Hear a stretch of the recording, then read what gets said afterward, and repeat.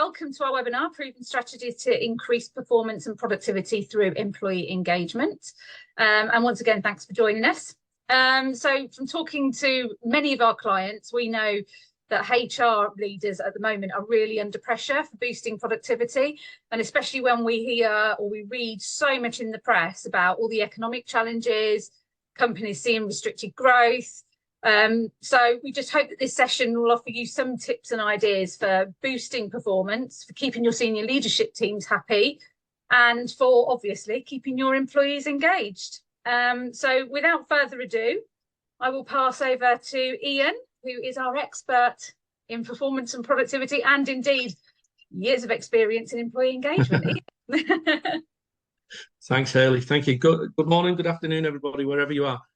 Yeah, what I think today is interesting piece, because we know that obviously organisations, whether globally or in the UK, we're all trying to do more with less. We're all trying to increase the performance and productivity and efficiencies within our organisations.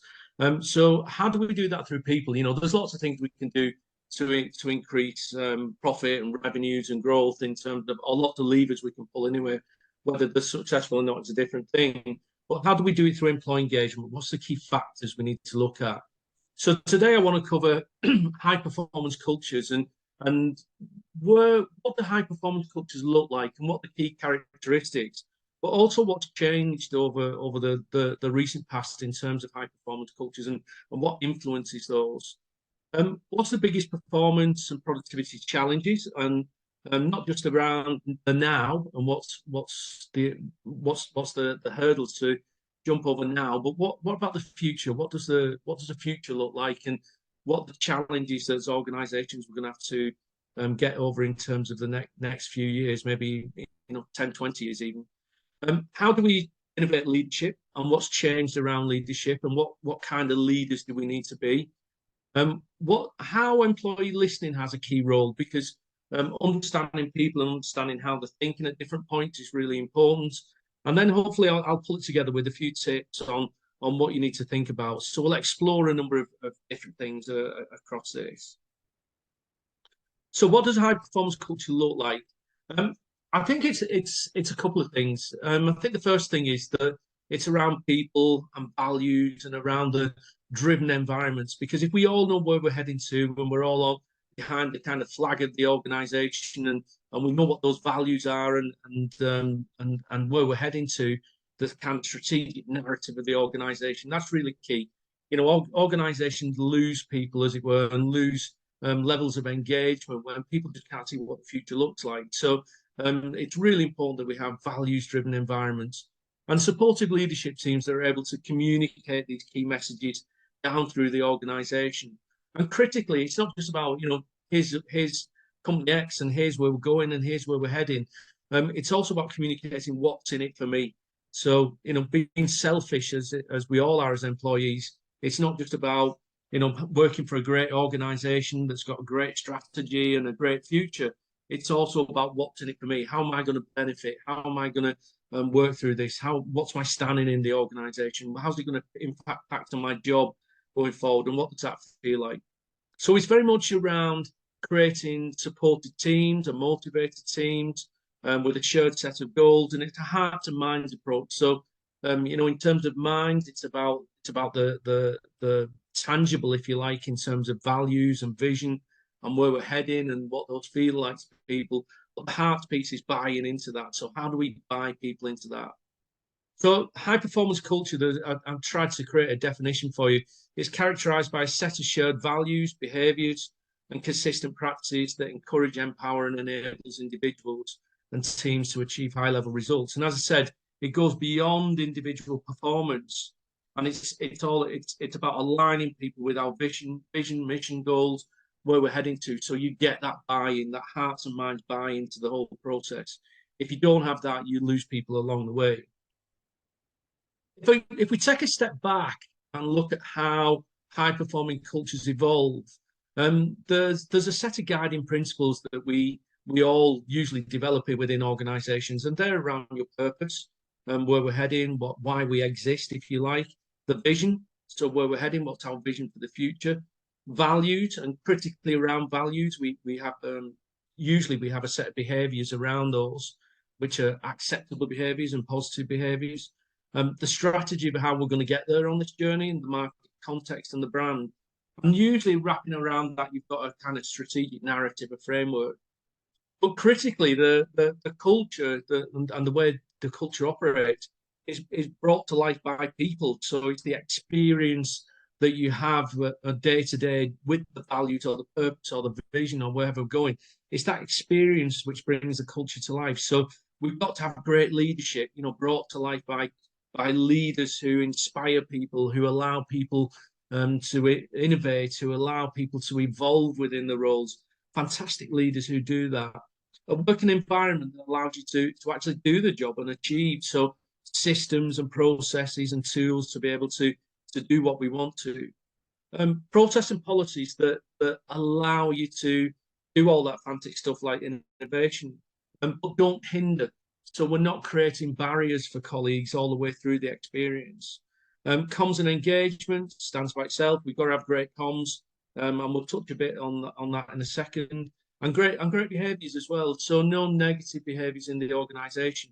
So when we're building these high performance cultures, you know, we all put this kind of stuff in place. We all make sure it's there for people, and it's the experience that distances people from the rest. It's the experience that creates these high performing cultures. It's the experience that you see in high performing cultures, which splits them apart from everybody else. So it's delivered by people. So it's brought to life by people and the experience they have. It's not the organisation that drives a high performing culture. They create the boundaries, they create the fences around that, they create the means to do that, but it's the people that do it. So it really comes down to two things, really. It comes down to mindsets, what we think, what we believe about the organisation, what we think about the future, what we believe our organisation is capable of doing. But it's the behaviours, the say, do bit of it that actually drives the culture, drives what we do and how we see things. So the issue doesn't become how we influence people's mindsets, and it becomes more around how we influence people's behaviour. So behaviour is 90% of what we see in organisations that drives these high performance cultures. And I'm going to mention the P word, the pandemic word. You know, it's 4 years now since the pandemic, or certainly getting on for that.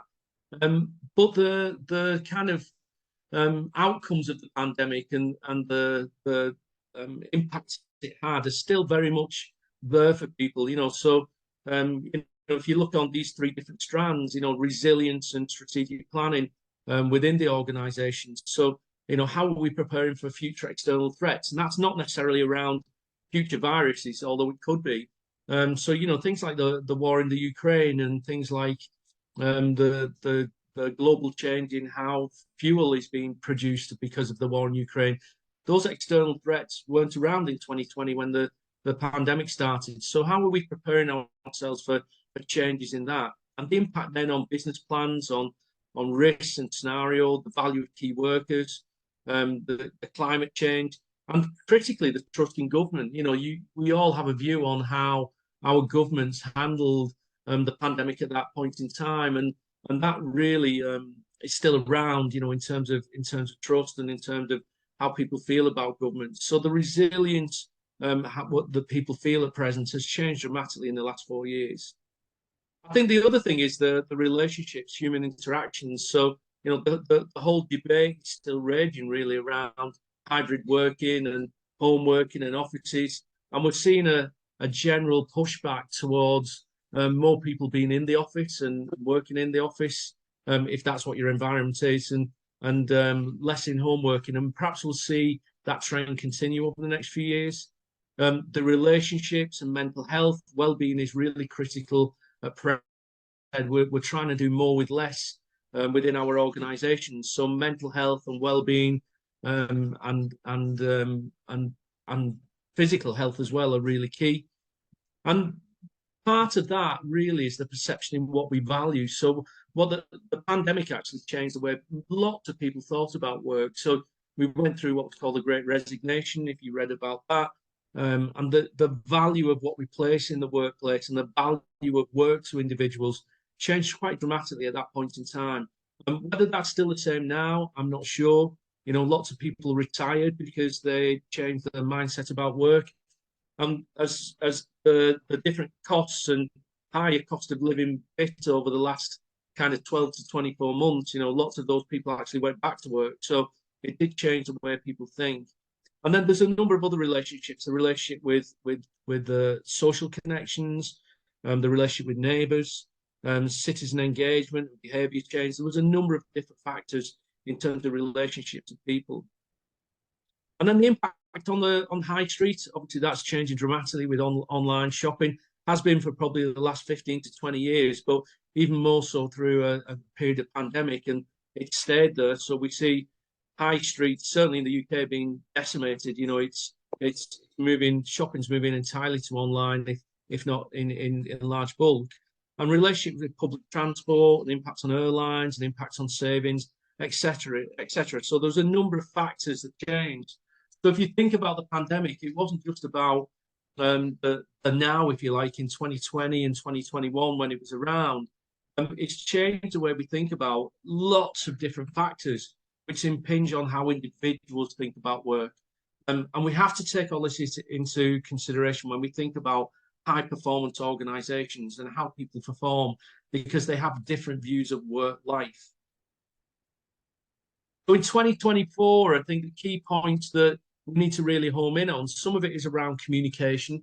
And remember, communication within organizations only goes three ways. It either comes down through the organization, it comes up through the organization through different layers, or it goes laterally across organizations, across teams. So when we think about high performance organizations, it's going to be getting that downward communication right in terms of vision and where we're heading and a strong strategic narrative, and making sure people have belief in that. The upward communication is going to be giving people voice and allowing people to be involved in decision making, allow them to get involved in the whole processes of the organization, and lateral communications across teams to make sure we're working as efficiently as we can. So high performance organizations in 2024 are addressing comms in three different ways. They're also looking at performance and development. They're also looking at how we recognize people and how we develop people. And when we look at our own data from WorkBuzz, from across all the surveys we conduct, we ask a question around, if you're considering leaving the organization, why are you considering leaving? And 12 months ago, when, and I'm talking about the UK now, but when interest rates were high and cost of living was going up and food prices were increasing, you know, the number one reason why people said they would consider leaving the organization was pay, rates of pay and reward. 12 months on now, and some of these price increases have started to dissipate and disappear. And what we're seeing now is that some of the key reasons why people are going to leaving organizations or considering leaving organizations is around performance and development. So they're looking for that development of skills, they're looking for that development of their career, they're looking for that move within the organization. So we're seeing a different pattern, certainly relatively recent over the last kind of 6 months, really, around a change from, you know, the key reason why I would leave an organization is around rates of pay and moving towards development and performance piece. So again, high performing organizations get that right. They manage people and support people through development. Purpose, I've mentioned that already. So having a strong purpose and something we believe in is really key. And the cultural feel and atmosphere, you know, there's lots of organizations now are talking about happiness indexes and having fun at work. It's not just about the end process and how many widgets we make or what service we deliver. It's also about, you know, coming to work, you spend more of your working hours probably in work than you do at home. So making sure that the workplace has a fantastic feel to it, you know, and it's somewhere that people want to be and want to be around. The team environment, really key as well, and I'll touch on that again in a second. Organizational structure and processes, making sure that we don't put barriers in front of people and that structure allows us to efficiently do our jobs and efficiently produce, you know, whatever we produce or the service level we provide. And the processes that, again, are not blockers to doing that. And finally, reward and recognition. Yes, still important. Still important to lots of people, but equally so is recognition. A strong thank you, or people recognizing the work that people do in the workplace, whether it be from senior leadership or line managers, is really key. So the high performance culture is a mixture of organizational measures and making sure they're right, the culture, the feel, the purpose, the processes. But it's also about the people who work within teams and people who work at that kind of local level. So the team environment, how my manager rewards and recognizes me, the performance of my development within the organization, just as important. But the lifeblood and the blood that flows through the organization is communications. So these high performance cultures where you see them, they get that communication piece really right. They do a fantastic job of that. So that downward comms of where we're heading, where we're going, how you're involved in it, what that should feel like to you as an individual. The upward feedback in terms of having a voice. I'm able to contribute to decisions. I'm able to challenge. I'm able to innovate and be empowered. And that lateral communications that allow teams to work at the best. And what we're trying to create is this kind of service value chain model, if you like. So we have a fantastic cultural framework. We've got clear vision, clear behavior sets, clear values, tailored rewards and recognition, a strategic roadmap, tracking of that so we can see how we're performing. And it creates engaged and motivated people who've got positive attitudes. They want to work for the organization.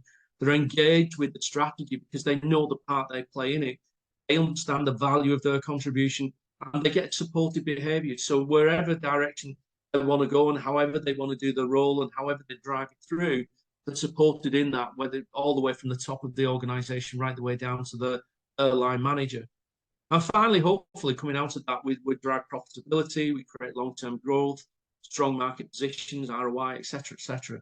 So this kind of value, profit, service chain model has been around a long, long time, since the kind of 60s, I think. So, but this is what we're trying to create. We're trying to create these different parts of the organization. We're trying to create this cultural framework that drives people forward and creates stuff for us.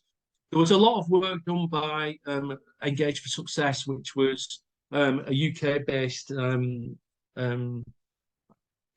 movement, I guess, and it was around in 2011, or started in 2011.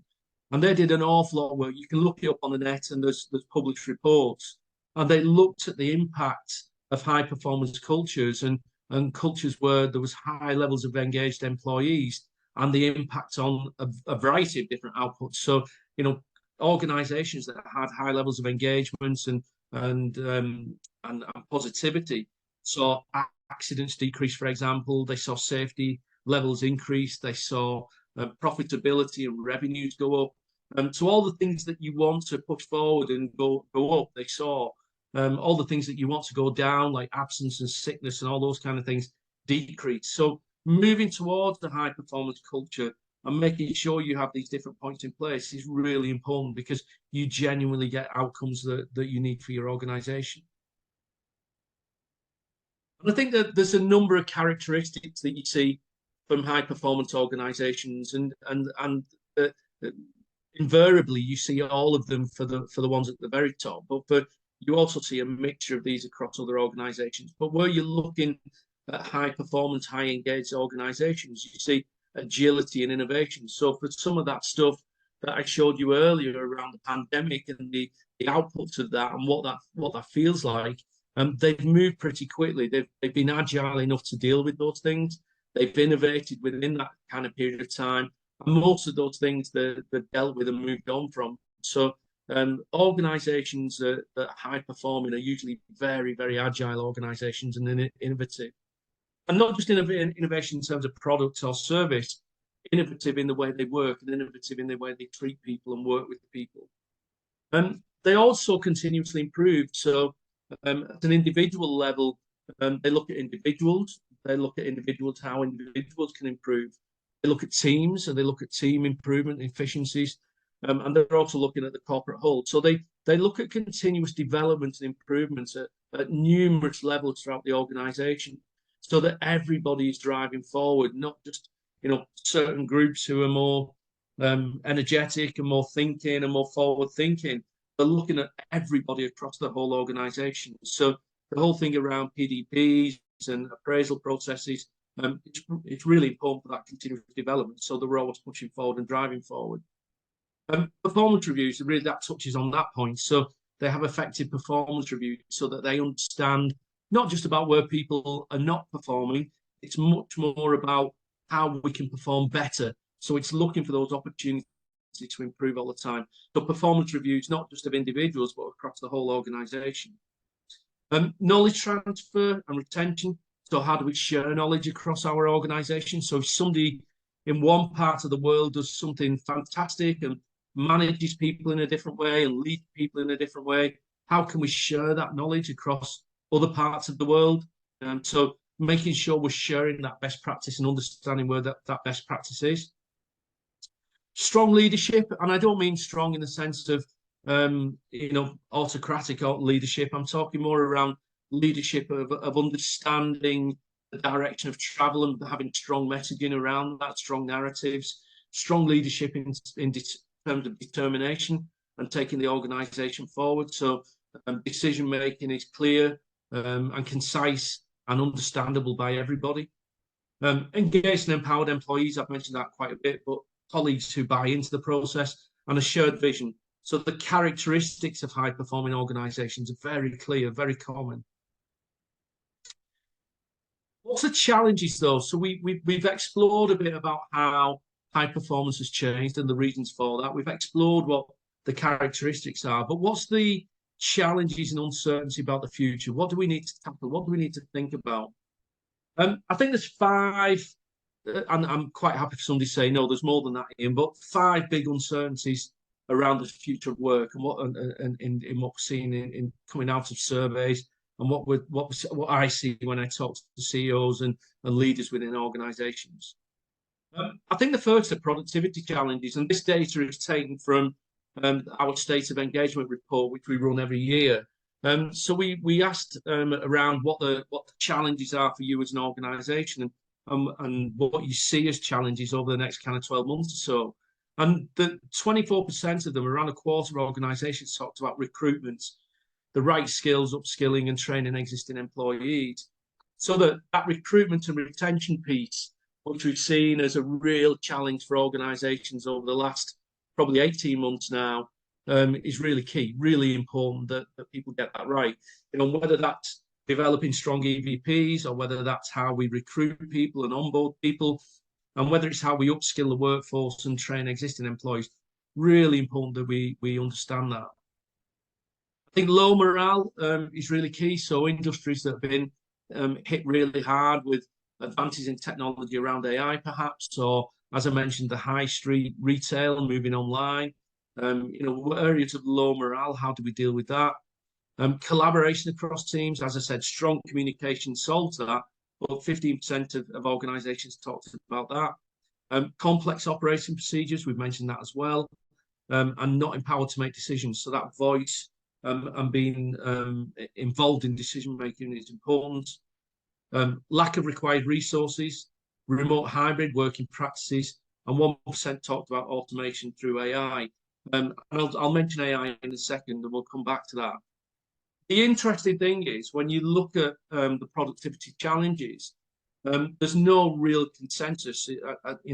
When you look at that, there's a good reason why there's 8 of them here. It's because the different organisations and different sectors have different challenges, and there's all of these are important to different degrees to different organisations. We're hearing, excuse me, we're hearing the hospitality sector.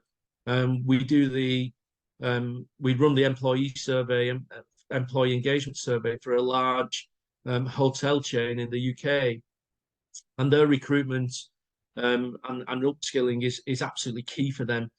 They suffered badly, obviously, in the pandemic when hotels and such were closed. They had to close the doors, and lots of their employees left. So over the last 2 years, they've spent much of that time rehiring and re-recruiting people into the industry, and they're really struggling with that to get numbers of people and the people with the right skills. So in that industry, recruitment and retention and attrition rates are absolutely critical. For other organizations, it's going to be something else. So there's a reason why there's a spread of productivity challenges here, and why different things apply to different sectors. I think the next challenge for the future is also, and in terms of high performance organizations, we just don't know how far AI is going to take us. You know, we're probably only at the start of the AI journey, you know, in terms of its impact. I'm sure it's all around us. You know, you go on Amazon and buy a product, and all of a sudden Amazon is suggesting three, four other, five, six other products for you to buy. You know, if you go on a book site and you say, "Oh, I've read this book," and all of a sudden you get suggestions for other similar books, etc., etc. You know, AI is all around us. You know, you try and buy insurance for your car or house insurance, and you go on a comparison website, and all the work is done by AI. You know, it's not a human being who's producing those numbers for you. So AI is all around us, but how far it's going to take us it's anybody's guess, really, in terms of the workplace. So as this develops and as it moves forward, and as it moves forward in terms of the different things it can do, it's going to play a huge part in levels of productivity within organizations. So high performance organizations are going to learn to work with AI. They're going to learn to use it in the right way, as opposed to, you know, AI is going to take over our organization and people are going to lose jobs. It's going to be much more around the high productivity organizations and high performance organizations learning how to use AI to work with it and work hand in glove with it. And I think what the impact of AI will be is perhaps not necessarily that people will lose their jobs and they won't be able to do jobs. It's about the number of jobs that will change. So this is a UK insurer, and this goes all the way back to 2021 when they were looking at the future and what that felt like. They were saying that the type of jobs people will do will change. 47% of current jobs will disappear in the next 25 years. You know, we've moved on again since 2021, so that number is probably even higher. But certainly, we're going to have to reevaluate what some of the jobs that we have within our organisations. If AI continues at its current pace, you know, perhaps all of our jobs will change in some way or other, and we'll all be doing something different to different extents. But certainly, that's something that's going to be important for high performance organizations. What does that feel like in this ever-changing landscape? I think the other thing is, as I said, one of the characteristics we see in high performing organizations is that they innovate, they've got agility, and they're able to change. And I think moving more of the same isn't an option. Organizations have to evolve. And the organizations that evolve quicker, the organizations that move forward, they move with new developments like AI, they move with markets, they move with customer needs and client needs. Those organizations will stay ahead of the pack. So being a high performance organization is about evolving, it is about innovating, and it is about innovating at low levels within the organization. So how can we encourage individuals to innovate within the job role? You know, how can we encourage innovation for people to do things differently within the job role? There's sometimes you don't want that. There's sometimes you just need people to do their job, because innovation could be dangerous, I guess. But it's something we just need to think about, and innovation at different levels, innovation for all, as it were. So how do we evolve as organizations and maintain our agility? I think the other thing, I guess number 4, I guess it won't be entirely about the organization. You know, going back to the change in people's mindsets about work through the pandemic and after the pandemic. It's also about the future, what the future workforce wants. It's not just about the skills that organizations need. So you could need skills, certain skills within your organization. But if you find that people just don't want to work in that industry, or don't want to work in those roles, you're not going to get the people. So choice is there for people. There will be different choices for individuals about what they want and where they want to go. So it's important that as organizations that we cater to that. You know, it's about understanding the skills that we need and what we need people to do. But it's also making that match with the work that individuals want to do who are approaching you. So make sure we know what people want from work, make sure that we're adjusting our vacancies to that. And the last thing I think means that if we want to be an employer of choice, we have to change the way we create roles and create jobs, but also we need to framework differently. So at the moment, most organizations frame work as a series of execution problems. So we have to produce so many widgets, we have to produce a service, we have to deliver it to customers, and it's all about execution at every single point along that process. But if we frame work differently and we frame work as a series of learning problems and things to solve and things to think about and things to develop and things to evolve and how can we do it better, it becomes a much more enjoyable workspace, you know, when you're having to solve challenges all the time and drive stuff through, as opposed to just executing tasks to produce an output, if you like. So it reduces fear, it deepens learning, it increases retention, and makes work a much more enjoyable thing to do, if you like, as human beings. So what we're trying to do, I guess, is move through a process of a flexible work environment and being able to customize it, collaboration, new communication ways, and shifts from the knowledge worker to the learning worker. How do we move through that process? It also means that we need to change the way we lead, and we need to lead organizations differently. So if we think about how people relate to different layers of the organization, you know, as human beings, we're quite selfish, if you like, the way we think about work. So it's about me. It's a lot of it around how I'm communicated with, how am I managed, how am I rewarded, how am I recognized, how am I trained, how am I developed, how am I. So a lot of it's around the me. And if you get that me thing right in the middle, you get lots of gains, you get lots of positive engagement, you get lots of buy into the organization. So the me stuff is really important. And obviously as well, you know, the kind of safety, how can I contribute? Where do I stand in terms of that?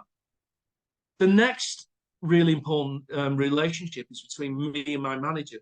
So what does that feel like? Do they listen to me? Do they respect me? Do they give me the ability to contribute, to be myself? Do they give me the ability to work in a way that I enjoy while still performing and producing the outputs that's expected of me? And remember, if you're thinking about huge organizations, I used to do the survey, employee survey a few years ago for HSBC, so the global bank, and that was about 385,000 people globally. Your chances as an employee, unless you worked in head office, of ever meeting, you know, the senior leadership team or the chief exec were probably close to zero. So the relationship with your manager became the corporate face of the organization. So line managers in bigger organizations play a much more important role as a people manager than in smaller organizations. They become the face of the organization. They become the communication point for the organization. So really important that relationship with the line manager is fostered and nurtured and all the rest of it. You know, there's that old adage that people don't leave organizations because of organizations, they leave because of managers. So the relationship it's really critical.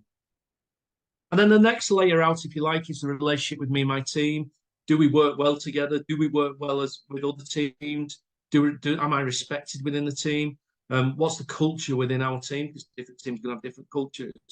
And then finally, the relationship with the whole. How do we relate to the corporate whole? Do we have pride in the organization, belief in the journey? Do leaders set example? Do they behave in the right way? Does the organization take a stand? That's critical as well. On some key issues as an organization, and does it match the values that I have when I work for the organization? So if we think of high performance and we put it in that context, there's different layers, if you like, of the organization that we have to make sure we get right. So we have to make sure we reward and recognize people. We have to make sure that they're managed well and efficiently. We have to make sure that they fit within that team environment, and that's working perfectly. And corporately, we have to make sure that we link to the corporate whole and the organisation. I've worked with lots of organisations where you see employees who love their job, They enjoy their manager, they enjoy working in the team they do, but they have less affection for the organisation as a whole. So that you find that they buy into the job role, they buy into what they're doing as a team, but beyond that, they don't buy into the kind of corporate direction where the organisation is heading. And you just don't get those high performance levels. So it's important that we address these different levels as one, if you like. And finally, we in terms of managers, we need to think differently in terms of how we lead. And I'm going to talk about leading. I'm talking about managers, leaders at all levels of the organization, right the way through. And if you think about, if I went back 15, even 20 years ago, excuse me, if I went back 15, 20 years ago, the role of leaders was to lead the organization. And it was about profits and revenue, and headcounts and managing costs and budgets and all the rest of it. But as a leader now, if we're talking about a real balanced leadership approach, it's much more about being more human, if you like. Organizations and leadership roles have become more human. So it's about mental health and well-being and looking for those early signs of struggle and equipping people with skills to be resilient in the organization and resilient to change, because that's kind of what they're going to go through. It's equipping employees with tools and technology and helping them monitor that success. As I said earlier, that's a critical part of high performance organizations. It's about more frequent one-to-one dialogues so that people are included at wherever they work, whether it's the working hybrid or whether they're in the office or the factory or whatever that might be. It's about trust. It's about avoiding micromanaging. It's about creating environments where people can innovate and challenge and have a structure that they can work in which excites them. It's about doing that kind of stuff. It's about nurturing and coaching. We mentioned that earlier. It's about reinforcing the culture and the values, walking the talk, focusing on what employees should be doing. As I said, developing a learning culture as opposed to an execution culture. Focus on outputs, not processes. So flexibility in the way we work, team dynamic, collaborative teams, safe spaces. And recognition, doubling down on praise and look for the channels to be able to tell great stories. I'm a big fan of storytelling, so what does that feel like? And when you look around that kind of balanced leadership approach, if you notice the whole management of revenue, profits, targets, budgets, costs, etc., I've not put them on this list at all. And it's because you've got to do this stuff as well as that. So great leaders in organizations are managing the role, they're managing the job, they're managing finances, but they're also doing this stuff and creating a more balanced approach with people. Lots of this is people behaviors and how they behave around people. So great organizations, high performance organizations, they're creating leadership teams now, which are not just about those hard measures. It's also about the intangible measures across the organization, how we manage people, how we drive people, and how we build trust in people across the organization. There's a role for listening. There's a really key role for employee listening, and listening on an ongoing basis. And again, if we want to be high performing and we want to be the best in the business in our sector or the best in your part of the world or whatever it might be, employee listening is critical, because you have to understand how people feel at different points in time and how different things are impacting on people at different points in time. So you may be going through a tough time where you're making employee redundancies, and how does that make people feel, and how does it make people work and it relate to each other as well.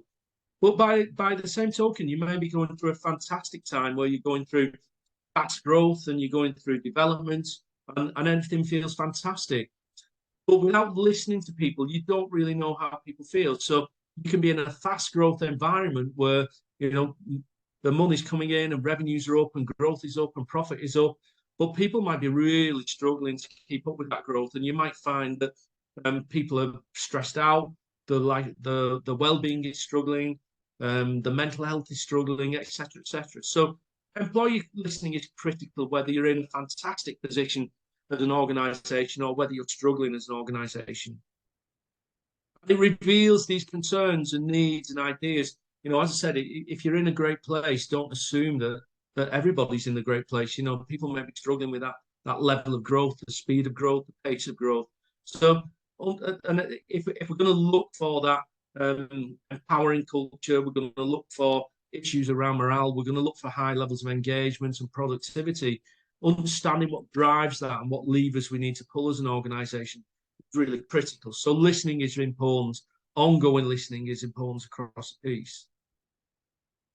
And if an employee listening, if you think about what the outputs to that are, it's an understanding of the general perspectives and needs and aspirations and beliefs and behaviours that people see around them on a day-to-day basis. So we can quickly address these issues if they're out of kilter with where we want. So we can understand how people feel and what the barriers are and what the challenges are, and hopefully address them and move forward quickly. It also gives you insights into learning and development and how people want to learn and develop. If you think about the generational aspects of work, Gen Alpha, which are the next generation coming through, they're probably, 10, 12 years old now. If you think about those kids nowadays, somebody called them screenagers, which I think is such a great description. I wish I thought of it. But you know, they learn from screens in schools and colleges. They learn at home from screens. You know, that's where they do the school homework and whatever. They're entertained with screens, whether it be TVs or iPads or laptops or whatever it might be. They're pacified. So when you see younger children on flights or on trains and they're given an iPad with a cartoon to watch because they're unhappy or whatever it might be, so they're pacified as well. And they're actually socialized. So, you know, Snapchat and Twitter and whatever else. So they socialize by using screens as well. So if we project that into the future, when Gen Alpha come into the workforce, they're going to want to continue that. So how are we going to learn and create learning and develop these people when they come into the workforce? You know, we need to think about the kind of screen and technology aspects of that. So that's going to be important going forward. Continuous development and innovation, you know, listening to people helps you understand where we need to do that and where things aren't working as well as they could. Development of systems and processes. You know, systems and processes become some of the major frustrations for employee engagement, the major frustrating factors. So understanding those different processes and systems and how we take away that frustration factor for people is important. People managers, developing people managers into that more rounded view of leaders within organizations, as I showed in a couple of slides ago. And then incremental change. We can make change, we can understand change if we're listening to people and understanding what their issues are. And the last thing, though, just it identifies challenges and barriers for removal. You know, at the end of the day, again, some of the biggest frustration factors in terms of people and in terms of achieving high levels of engagement are usually around the systems and processes we have in place. But identifying those barriers that we need to remove, whether it be communication barriers, whether it be process barriers, whether it be systems that are operating in the wrong way, is really important. And you can't do that unless you listen to people and listen to what they're telling you. So let me try and pull it together. Let me try and give you some help in how you can do this beyond what I've shown you already. So, you know, creating that great culture and understanding people and understanding how they think and operate within that culture is important. And that's kind of the big overall tip, if you like. But if we're looking for some individual things to do, it's very much around clarifying your purpose and communicating your values. Make sure that people understand where you're heading. Make sure people understand what the general direction is. Make sure people buy into that. They might not like the direction. They might not like everything you're doing. But if you can communicate the reasons why we're heading in a certain direction, that's really key. And your values as well. What values do we have as an organisation? And what are the behaviours around that? There's a couple of things we just need to be clear on, though. Communication styles are going to differ. As I've said, a new generation coming to the workplace are probably going to expect electronic communication as the 99% of the time. But if you look at somebody like perhaps my age, kind of in my late 50s, I like one-to-one. I still like a nice face-to-face meeting and a get-together and a chat, so that we can understand each other and have discussion around where we need to go and where we're heading. So make room for the different generations within the workforce and what that feels like and what those different communication styles are. There's no one-size-fits-all leadership style to give for all employees, given different generational differences and shifts. But if you touch on all of those different aspects of leadership I showed earlier, the softer aspects of leadership, the less intangible aspects of leadership, that's really important. It's not just about giving the hard message, it's about relating to people as well. So get to know your employees on a personal level, the skill sets, their mindsets, who they are as individuals, because what engages me perhaps won't engage other people here on this call. So it's understanding people on their level of what they're looking to get out of work life. So clarify your purpose and communicate your values. I think the other thing is prioritize effective communication. So regular check-ins with people, open and honest communication, give them a voice, let them challenge you, let them talk about the organization and where we're heading. So regular check-ins are really, really important. So for that high performance organization and where we're moving to, if people know where they're heading, where they're going, just have a regular check-in to make sure they're happy with that. Do they understand what we've got to achieve? Do they understand where we're going? And it also assumes this kind of safe space environment where people have a voice and are able to speak up. I think the other thing that we need to consider is robust performance management processes and systems. One of the kind of frustration factors or biggest frustration factors for people that I see in surveys is the fact that they don't feel that people or organizations deal with poor performance. So once we establish clear standards, once we promote collaboration, once we understand what the behaviors are which are acceptable and what are not acceptable, that we clearly manage that process.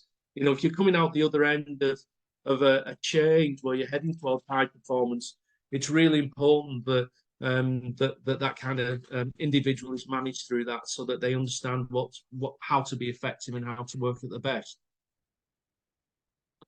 Recognize positive behaviors. Recognition is key. Recognition drives people onwards. From a simple thank you to some kind of corporate recognition. But a simple gesture sometimes yields huge benefits. So don't just recognize people when they've done something totally extraordinary, which they perhaps should be recognized for. It's also about ensuring that the people who are really steady, get on with the job, always produce outputs, always achieve, always do what's required. It's important that they're acknowledged and recognized as well. So it reduces turnover rates, it elevates engagement levels, it produces a more positive workplace as well. So make sure that we're recognizing people as we go through that. That's sometimes tough in environments where it is high productivity and fast moving and all the rest of it. Managers, it's a reliance on people managers as well, and not everybody's great at doing that. But really, really important if we're aiming for those high performance cultures that people see the value of what they do and the value of their worth. Develop safe spaces. I mentioned this a couple of times, but it's really important that channels of communication are open and channels of communication are there for people. And it's also important that people are allowed to innovate and create within these communication channels and to challenge as well. They must have a voice. And if we're talking about, again, generations, the millennial generation is really key to that. The millennial generation look for that voice. It's one of the key demands, if you like, of the workplace. Empower your employees to innovate, to cultivate their own environment and use their own perspectives to shape the workforce. And there's no bad ideas, in terms of innovation, in terms of empowering people. There's no bad ideas whatsoever in terms of they're just ideas that need development or ideas you need to take forward. The image there is a guy that I met when I was on holiday in San Francisco. And this guy was selling bad advice for $1 to anybody who would part with that. So we gave him $1 and said, so what's the bad advice? And his bad advice was, take your car, cut it in half, put it in the garden, and you'll have somewhere to sit when the sun's out, and you'll save money on fuel, which was good advice on one part, because at that point, UK fuel prices were going through the roof, and it was good advice. but obviously you couldn't travel anywhere. But I thought it was interesting, you know, when you explore that idea. Okay, it was bad advice because you'd have to cut up your car. But if you think about the concept behind it, about the thinking behind it, and how you could take things forward differently, and just expanding the way you think about challenges, it's really important. So there's no bad advice. There's no bad ideas that people come up with. They're just ideas that need development. And the last thing is monitor progress. You know, consistently track. You don't know where.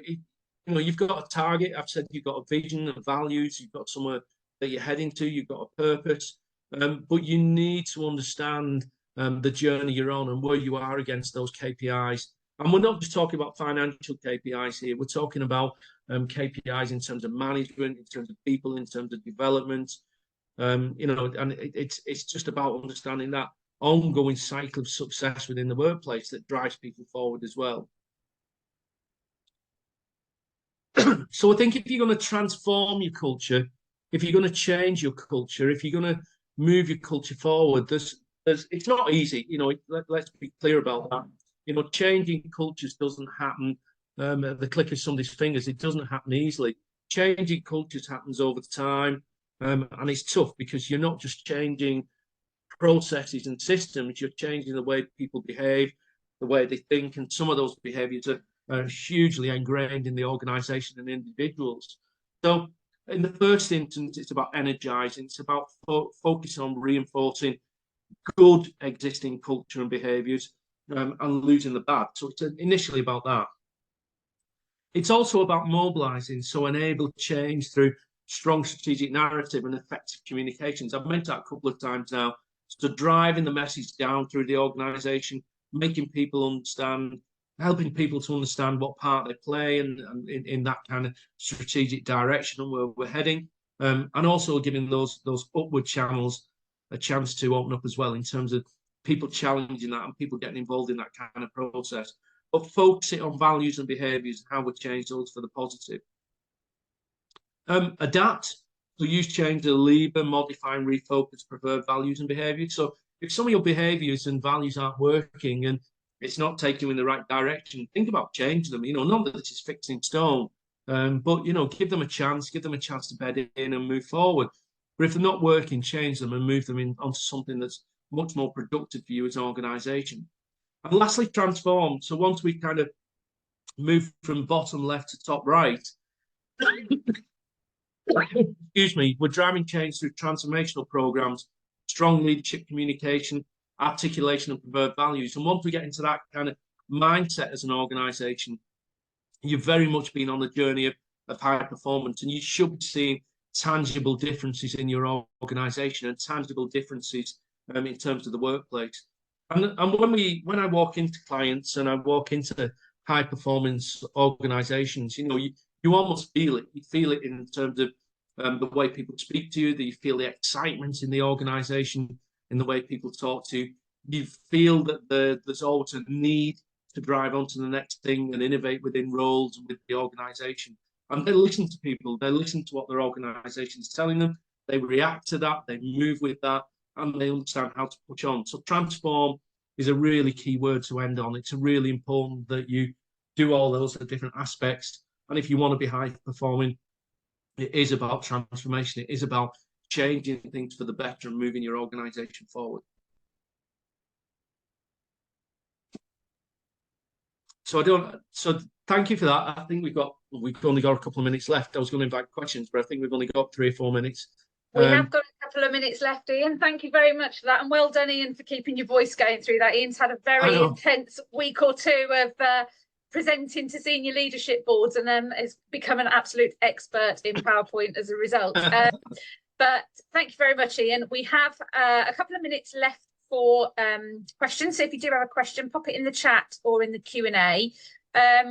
Just before I do get to the question, one of the questions we've had sent through so far, just want to run through that you will be getting a copy of the recording of this. You will be getting the slides sent over to you as well. And I'll also drop in the link to the latest ebook that relates to performance and productivity if you haven't already downloaded that as well. The other thing that we have going on is next week we have a webinar that's in conjunction with our partners, PDW Group, who are a behaviour and leadership training company.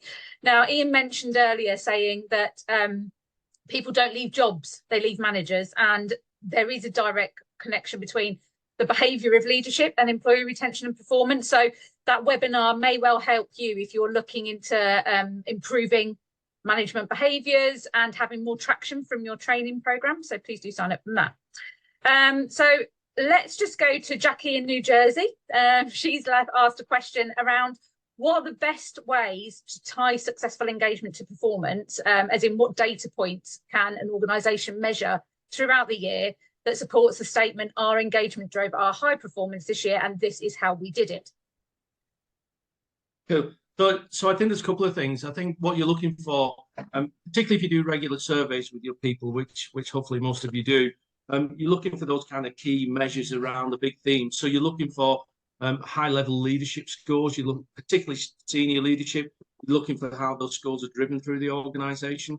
You're looking for obviously levels of engagement and pride and advocacy in your organisation. You're looking for how those are driving forward. But in particular, if you think about what drives organisations, what drives people, it's very much those people managers who manage teams. So where we see high scores around people management and leaders at that local level, that's what you're looking to drive it. Because, as I said, the messaging usually comes down from on high in organisations in terms of strategic direction and where we're heading. But you're relying on those local managers to translate it into a language that the people within their teams understand so that they get buy-in. Usually they need that local manager to sort of say, look, this is a kind of trusted message and we need to buy into this and we need to get behind it. So in terms of linking it to success and in terms of linking it to those organisational outputs, good trust in senior leadership, you're looking for good scores around that. You're looking for trust in local managers, and you're looking for that buy-in in terms of pride and advocacy within the organisation. Lovely, thank you, Ian. And Jackie, I hope that answers the question there for you. I think that's really all we've got time for, though, unfortunately. If nobody else has got any more questions in the last 60 seconds, all's left to say is thank you very much for listening to the webinar. We hope to see you on another one in the future, and have a great rest of the week. Thanks very much, Ian. Thank you.